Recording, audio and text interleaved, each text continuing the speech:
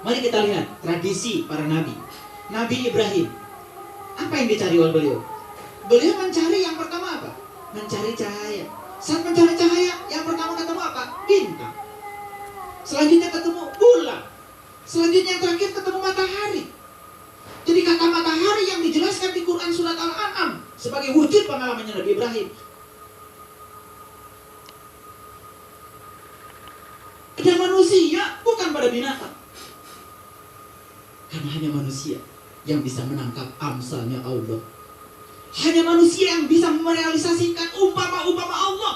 Semua yang mutasabihat akan wujud menjadi muhkamat bagi manusia yang sempurna, yang sudah menemukan sejati diri. Allah adalah cahaya langit dan bumi. Umpama cahayanya seperti yang kau saksikan dalam mishkat, lubang di dinding antara dua ruang. Di dalamnya ada pelita yang sangat besar. Pelita itu di dalam kaca. Kaca laksana bintang yang berkilauan seperti mutiara, yang dinyalakan dari minyak yang diberkahi. Pohon zaitun yang diberkahi bukan dari timur, bukan dari barat, yang minyaknya sudah menerangi walaupun tidak disentuh api. Itulah cahaya di atas cahaya. Itulah cahaya sejati yang ada pada diri setiap manusia. Mereka yang menemukan itu, mereka yang menemukan kebahagiaan dalam hidup. Mati tidak mungkin dalam kegelapan. Mati akan terang benderang dalam cahayanya. Pulang memenuhi innalillahi wa inna ilaihi rajiun, wa hudan wa nurun. Menemukan kitab sejati dalam dirinya. Hudan wa nurun, petunjuk dan cahaya. Itulah sirat al-mustaqim, jalannya orang yang dianugerahi nikmat. Nikmat terbesar dalam hidup adalah bisa merasakan kehadirannya yang maha ada dalam rasa. Walaqad ra'ahu nazlatan ukhra. Dan kalian bisa melihat itu kapan saja kalian mau. Itu bahasa Quran. Melihat bintang sejati, bulan sejati, matahari sejati, kata Allah di Quran. Melihatnya bisa kapan saja. Walaqad ra'ahu nazlatan ukhra. Bisa kapan saja. Di mana melihatnya? Inda sidratil muntaha. Di puncak kesadaran. Di puncak kesadaran. Sidratul muntaha bukan soal waktu. Sidratul muntaha tidak terikat oleh waktu. Sidrah al-muntaha adalah puncak kesadarannya manusia. Puncaknya kesadaran manusia. Ada apa di situ? Indah jannatul ma'wa. Disitulah surga berada bagi yang tahu. Makanya ketika ada surga di Quran pasti ada cerita lanjutannya. Jannatin tajri min tahtihal anhar, min tahtihal anhar. Setiap ada kata-kata surga, pasti berikutnya mengalir di bawahnya sungai-sungai, mengalir di bawahnya kehidupan. Itu namanya kaul hayat. Mereka yang sudah menemukan surga di dunia ini, hidupnya mengalir, tidak pernah berhenti, tidak pernah status quo, mengalir terus saja mengalir. Tidak pernah mempertahankan sesuatu yang dia punya. Seandainya harus lepas, lepaslah. Harus diganti, gantilah. Mengalir, terus mengalir. Seekor kera, suatu saat dia mencari makanan, turun gunung. Saat turun gunung, ternyata dia menemukan pisang. Dan ternyata pisang itu ada di sebuah kendi. Kalau kendi itu biasanya kan ada lubangnya. Lubang untuk masuknya kecil, tetapi lubang besarnya, lubang dalamnya besar. Diintip sama kera itu, oh ada pisang. Tanpa berpikir panjang, namanya juga kera, dia masukkan tangan ke kendi itu. Dia pegang pisang itu kencang-kencang di dalam. Apa yang terjadi? Dia tarik tangannya keluar, gak bisa. Kenapa? Dia kencang pegang kera, lalu kendinya nyangkut di tangan. Ya akhirnya apa? Kera itu diburu orang sekampung, ketangkep. Kalau kita manusia, paling juga mengatakan dasar kera ya. Coba kalau pisangnya dilepaskan, pasti tangannya lepas. Dia tidak mau melepaskan genggaman sama pisangnya. Saya bukan cerita kera itu. Siapa tahu kera itu banyak di sekitar kita. Wujudnya adalah manusia yang sedang menggenggam pisang di dalam kendi. Saking kuatnya dia pegang, gak mau dia lepas. Akhirnya dia ketangkap, terpenjara oleh pegangannya sendiri. Sering gak seperti itu kita? Kita pegang habis-habisan jabatan kita. Kita pertahankan semua uang kita. Kita pertahankan sawah ladang kita, rumah kita, semua fasilitas hidup kita tahan habis-habisan. Kata Allah, lepaskan. Karena ada pisang di tempat yang lain yang lebih indah dari itu. Tapi kita tidak pernah mau. Kenapa? Status quo. Hidup tidak mengalir. Terhenti di situ. Kenapa tidak mengalir? Karena aliran cahaya dari dalam belum datang. Indah sekali kalau kita mengupas Quran surat An-Najm. Perjalanan Rasulullah saat Mi'raj. Walaqad ra'ahu nazlatan ukhra inda sidratil muntaha indaha jannatul ma'wa id yaghsha sidrati ma yaghsha. Dengan cara apa kita bisa mencapai sidratil muntaha? Kata Quran, ketika sidratil muntaha ditutup oleh sesuatu yang menutupi. Artinya apa? Tutup diri. Tutup diri seperti stupa di Candi Borobudur. Bagian yang paling tinggi sudah tidak ada bolongnya lagi. Artinya apa? Fokus ke dalam. Fokus ke dalam. Maka coba perhatikan. Kalau kita belajar dari Candi Borobudur, semua patung-patung yang sedang semedi di area luar, di area bawah, semua menghadap keluar, bukan? Walaupun sudah ada yang dikurung, tapi kurungnya masih bolong. Tapi di bagian akhir dari perjalanan Borobudur, di stupa yang paling atas, rapat, tidak ada lagi bolong yang keluar. Apa maknanya? Begitu kita sudah asik ke dalam, meniti ke dalam, kita tidak menghukumi orang lagi, tidak menyalah-nyalahkan orang lagi, menerima keberagaman, tidak mencoba menseragamkan keberagaman, menerima NKRI sebagai keberagaman, menerima Bhinneka Tunggal Ika sebagai keberagaman. Disitulah kedewasaan yang ada cuma satu, persatuan Indonesia. Diikat dengan persaudaraan yang datang dari dalam, welas asih, kasih sayang. Begitu mengalir kehidupan dari dalam, mengalir cahaya dari dalam, sungai kehidupan dari dalam, hidup menjadi lebih hidup lagi. Di situ kita akan menemukan kehidupan tidak lagi sesuatu yang menderitakan. Jadi kalau hari ini kita masih melihat ini menyenangkan, ini tidak menyenangkan, ini suka, ini tidak suka, masih seperti itu kita masih dalam jebakan pisang. Seperti kera yang sedang masuk ke dalam kendi tadi. Dan disitulah kehidupan akan terhenti. Saat kehidupan terhenti, yang ada adalah penderitaan. Mari kita kembali lagi pada Quran surat Al-Kahfi yang awal. Inginkah aku beritahukan kepadamu tentang orang-orang yang paling merugi perbuatannya? Sholat sudah, tapi nggak ada dampaknya. Wiridan banyak, tapi nggak ada dampaknya. Ke masjid sering, tetapi nggak ada dampaknya. Semua ritual ibadah sudah dilakukan, tapi nggak ada dampak. Itu yang disebut dengan rugi. Kita sendiri sekarang tidak merasakan apa-apa. Jadi pantas kalau di Quran surat An-Nisa ayat 142, lalu Allah berfirman, Innal munafiqina yukhadi'un Allah. Sesungguhnya orang munafik itu kerjanya menipu Allah. Wa huwa khadi'uhum, dan Allah akan membalas tipuan mereka. Apa tipuannya orang munafik? Satu, wa idza qamu ila shalah qamu kusala. Dia suka berdiri untuk sholat, tapi sholatnya malas. Malas karena tidak ada rasa. Yang kedua, yura'un nas. Dia suka sholat, tapi riya di hadapan manusia. Yang ketiga, wala yazkurunallaha illa qalila. Dia suka sholat, tapi ingat Allahnya sedikit sekali. Yang ingat Allahnya sedikit saja itu munafik. Apalagi yang sholatnya sama sekali gak ingat kepada Allah. Makanya di ayat itu dikatakan penyebab rugi itu ada dua. Satu, tertutup terhadap tanda-tanda Tuhan yang hadir dalam kehidupan dia. Yang kedua, tertutup terhadap perjumpaan dengan dia. Maka bagi orang yang semacam itu, di ayat berikutnya, fala nuqimalahum yaumal qiyamati wazna. Fahabitat a'maluhum fala nuqimalahum yaumal qiyamati wazna. Putuslah segala amalannya, dan di hari kebangkitan dia tidak mendapatkan apa-apa. Jadi saat hari kebangkitan datang, dia tidak mendapatkan apa-apa. Bahkan untuk bangkit pun sulit. Nah itulah kira-kira gambaran tentang orang-orang yang sibuk tetapi gak sukses. Oleh karena itu, Rasulullah sekali lagi bersabda, kedudukan seorang yang sibuk beribadah pakai ilmu dengan orang yang sibuk lebih sibuk lagi ibadah tapi tanpa ilmu, perbedaan derajat kemuliaannya seperti perbedaan Rasulullah dengan umatnya yang paling rendah derajatnya. sebegitu jauh. Tentu saja kita tidak mau terjebak di situ, melakukan sesuatu tapi nggak ada hasil, tidak ada dampak. Oleh karena itu, kunci utama cuma satu. Mari kita temukan siapa diri kita, siapa Tuhan kita. Saat kita menemukannya, kita mengabdikan diri kepada Dia, jelas alamatnya. Saudara, di Quran ada satu surat yang sangat luar biasa, sering dibaca, terutama kalau ada orang sakit, orang mati. Nama suratnya surat Yasin.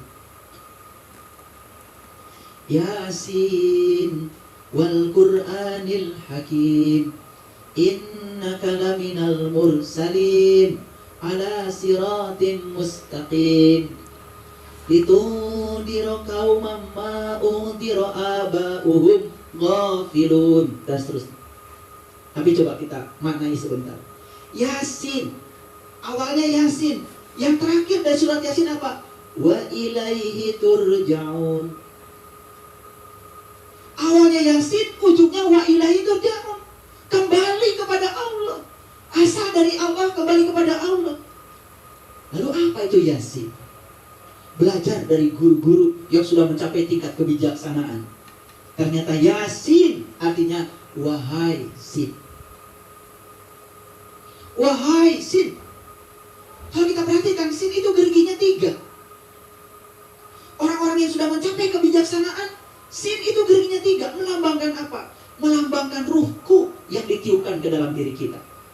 Makanya rohku ditiupkan ke dalam diri kita dengan cara yang baik. Masuknya roh ke dalam diri kita dengan cara yang baik. Maka keluarkanlah ya Allah rohku itu dengan cara yang baik. Diri kita yang sejati yang bernama rohku itu dulu masuk dengan cara yang baik, ditiupkan sama Dia. Jadi saat rohku keluar meninggalkan tubuh ini, mintalah kepada Allah dikeluarkan dengan cara yang baik. Bagaimana masuk dengan cara yang baik, keluar dengan cara yang baik? Ingat, saat rohku ditiupkan ke dalam tubuh kita, saat itu kondisi kita seperti apa? Kita berenang dalam lautan ketuban, tidak mendengar, tidak melihat, tidak bernapas, tidak bicara. Saat itu kita disebut mati, tapi dalam keadaan hidup. Itu yang disebut dengan mati saat jroning urip. Pancar kita, jiwa kita ditemani oleh papat teman kita.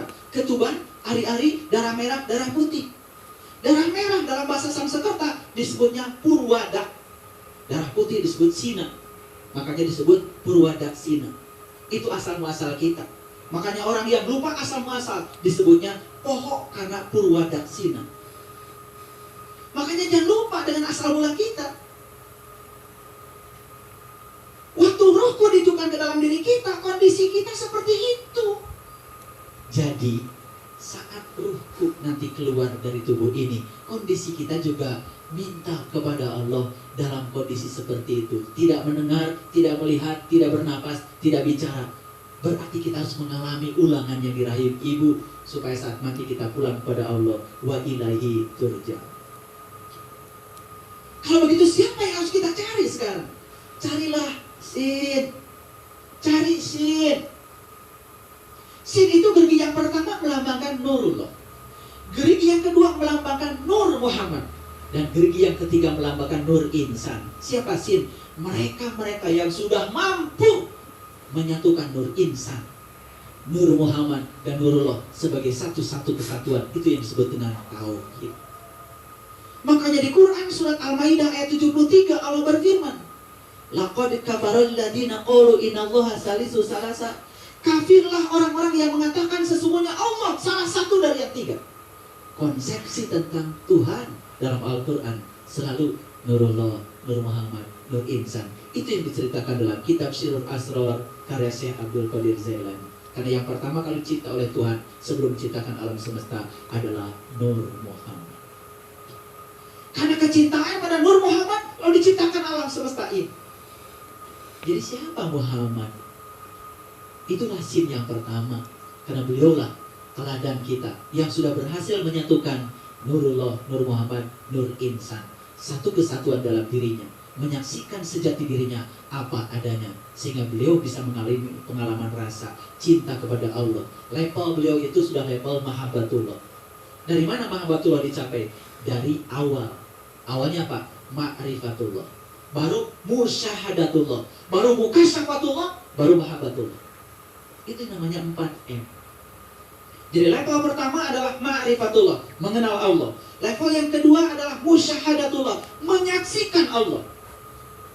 Suka atau tidak suka terjemahnya seperti itu. Level yang ketiga, mukasyafatullah. Kasyaf itu artinya terbuka tirai. Maka di Quran ada kata-kata fakasyafna anka gidoaka pabasarukal yaumil hadid. Pada hari ini aku buka tirai yang menutupi pandangan wajah batinmu, sehingga penglihatanmu menjadi amat tajam. Masa tidak mau kita dibuka tirai supaya penglihatan kita menjadi tajam, supaya kacamata jiwa kita yang menyebabkan kita sering jatuh mengalami kecelakaan spiritual itu tidak lagi. Karena banyak orang yang ingin lari dari kenyataan hidup. Pada sesungguhnya yang harus dilepaskan bukan kenyataan hidup, kacamata yang melihat kehidupan kita. Jangan-jangan kita menggunakan kacamata yang buram, kacamata jiwa yang gelap gulita. Harusnya menggunakan kacamata yang tepat, yang ada cahayanya, supaya melihat kehidupan bercahaya. Salatullah, salamullah ala Taha Rasulillah. Salatullah, salamullah ala Yasin Habibillah, ala Yasin Habibillah. Salatullah, salamullah, sampaikan aku padamu ya Allah, sampaikan aku pada kedamaianmu ya Allah. Ala Toha, lewat Toha Rasulillah. Siapa Toha itu? Toha adalah Rasulillah. Toha adalah para utusan Allah yang dapat membantu kita, mengantarkan kita kepada Allah. Berapa banyak orang baca sholawat tapi nggak ngerti. Kalau kita mengerti, getarannya hadir. Subhanallah. Ayo kita sama-sama baca sholawat. Keraskan ya, suaranya. Salatullah, salamullah ala Taha Rasulillah. Salatullah, salamullah ala Yasin Habibillah, ala Yasin Habibillah. Tawassalna bismillah bil hadi Rasulillah wa kulli mujahidin lillah bi ahlil badri ya Allah, bi ahlil badri ya Allah. Doa yang sangat indah. Salatullah, salamullah ala Taha Rasulillah. Sampaikan aku padamu ya Allah, sampaikan aku pada kedamaianmu ya Allah. Lewat Toha. Siapa Toha? Rasulullah, para utusan Allah. Salatullah, salamullah ala Yasin Habibillah. Siapa Yasin? Habibillah, orang yang dicintai Allah. Makanya doa Nabi Daud yang sangat indah dalam proses pencarian Tuhan dalam perjalanan beliau. Apa yang diucapkan Nabi Daud? Tuhan, tumbuhkan cintaku padamu, tumbuhkan cintamu pada orang-orang yang telah berhasil mencintaimu. Tumbuhkan cintamu Tuhan, tumbuhkan cintaku pada ilmu dan amal yang dapat mengantarkan aku akan cintamu. Itu doa yang sangat indah. Tumbuhkan cintaku padamu, tumbuhkan cintaku pada orang-orang yang telah berhasil mencintaimu. Itulah Yasin, itulah Yasin. Siapa itu? Orang yang sudah bisa menyatukan Nurullah, Nur Muhammad, Nur Insan, satu kesatuan dalam dirinya. Orang yang sudah bersahadat dengan pengertian yang sebenarnya, bukan sekedar ucapan membaca syahadat. Banyak orang yang puas membaca syahadat, asyhadu an la ilaha illallah wa asyhadu anna Muhammadar Rasulullah, tapi tidak mengalami pengalaman syahadat. Syahadat semacam itu tidak ada getarannya, tidak ada energinya. 1000 kali kita mengucapkan kalimat itu, lurus-lurus saja, tidak mengubah kesadaran kita. Tapi syahadat yang berbentuk pengalaman, dibimbing oleh seorang Yasin. Yasin. Kita tidak hidup sejaman dengan Nabi Muhammad, tapi Nabi Muhammad sudah menjamin. Seorang sahabat pertama bertanya pada Rasulullah, ya Rasulullah, aku hidup sejaman dengan engkau, dan aku beruntung karena mendapatkan ilmu langsung dari tanganmu. Apa kata Rasulullah? Jauh lebih beruntung lagi umatku, jauh lebih beruntung lagi umatku yang hidup tidak sejaman dengan aku, tapi mereka masih dapat ilmuku dari para pewarisku.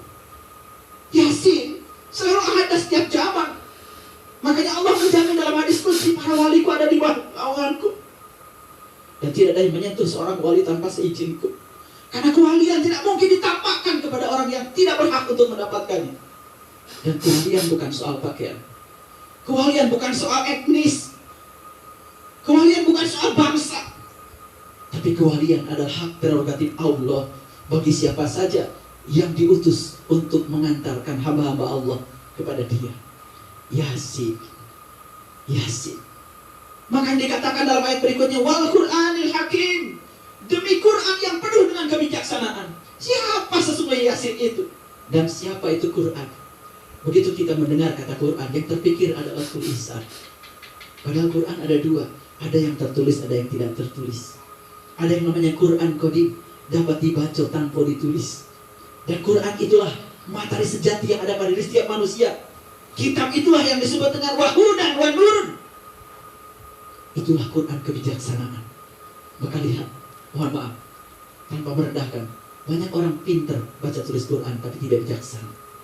Karena kebijaksanaan tidak akan pernah lahir lewat cara itu. Kebijaksanaan hanya lahir saat orang itu bisa menyaksikan Quran sejati dalam dirinya. Iqra kitabaka, iqra kitabaka, kafa binafsika al-yawma 'alaika hasiba. Kitab sejatimu, kitab sejatimu, itulah juru hisabmu, itulah juru pembimbingmu. Baca kitabmu itu, baca kitabmu itu. Itulah Quran yang mengandung kebijaksanaan.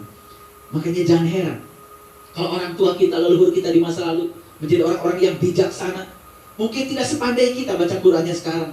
Tajwidnya kadang-kadang banyak salahnya, makhrajnya tidak sehebat kita, bahkan lagunya tidak semerdu kita. Tapi budi pekertinya, akhlaknya, karena mereka sudah berhasil membaca kitab sejati dalam dirinya. Itulah wal Qur'anil Hakim. Innaka laminal mursalin. Sesungguhnya Anda adalah para utusanku. Jadi siapa para utusan Allah itu? Gelar kerasulan, titik sampai Nabi Muhammad. Tidak ada lagi gelar kerasulan setelah itu. Tapi tugas-tugas kerasulan tidak akan pernah berhenti. Maka Nabi Muhammad mengatakan al-ulama warasatul anbiya. Tugasku dilanjutkan oleh para ulama, mereka yang mewarisi ilmuku. Ulama ada batasannya, yang mewarisi ilmunya para nabi. Itulah sin masa kini. Jadi siapa ulama sesungguhnya? Yang sudah menyaksikan sin dalam dirinya, yang sudah menyaksikan Nurullah, Nur Muhammad, dan Nur Insan nyata senyata-nyata dalam dirinya, yang sudah terang benderang kalbunya. Itu yang harus kita cari. Itulah sin masa kini, dan selalu akan ada di setiap zaman.